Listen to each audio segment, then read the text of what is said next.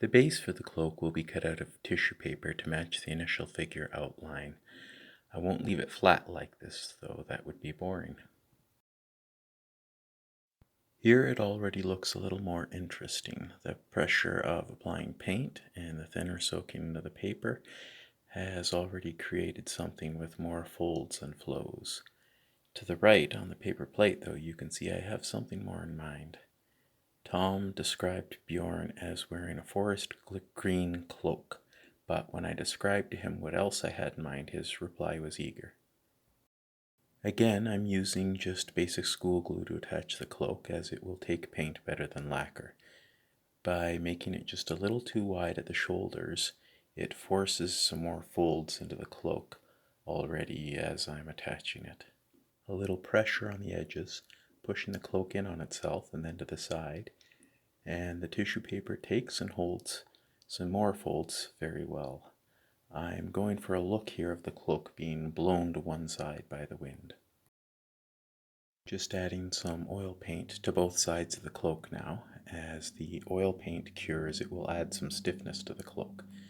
The end result with tissue paper, cured oil paint, and lacquer will give the cloak enough strength to go back to its finished shape, but will still have some give when you pick it up with your fingers. This part is pretty self-explanatory. Tissue paper leaves. I just drag them through the oil paint quickly to get them colored.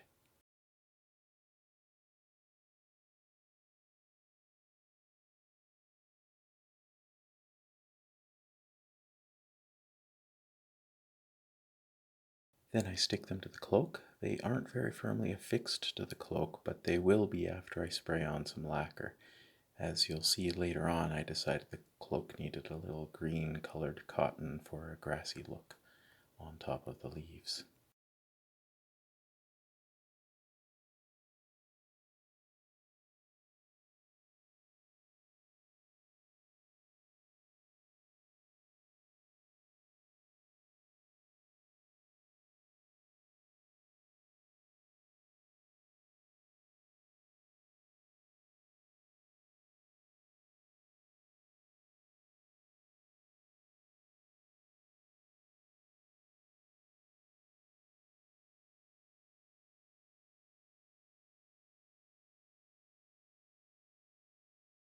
Burnt sienna is a great starting point for pretty much any skin tone with oil paints. Add white to lighten it or just a little black to darken it, and you'll find it hits literally every natural skin tone.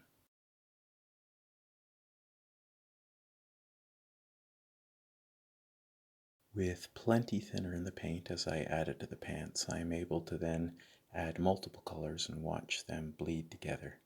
The end result is something that looks rather worn and grass stained, but probably was once a lovely blue color underneath all that wear and tear.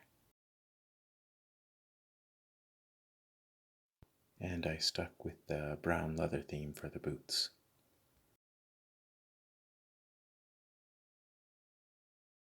A little more glue to attach some more hair on the head and the beard.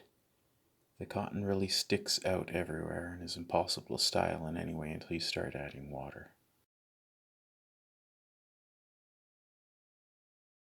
It's important to find the right amount of water though, as too much will make it too heavy to retain any shape and will also dissolve the glue holding it to the head. And when the watercolor in that wet cotton dries out, it won't be manageable anymore. It will just be a fairly solid chunk.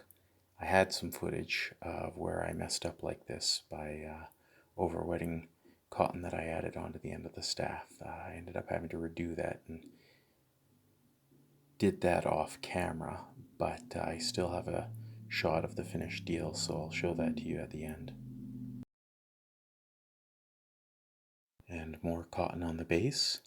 Before I add the water, it's rather bushy, but the end result with the green gently bleeding into the cotton looks a lot like moss.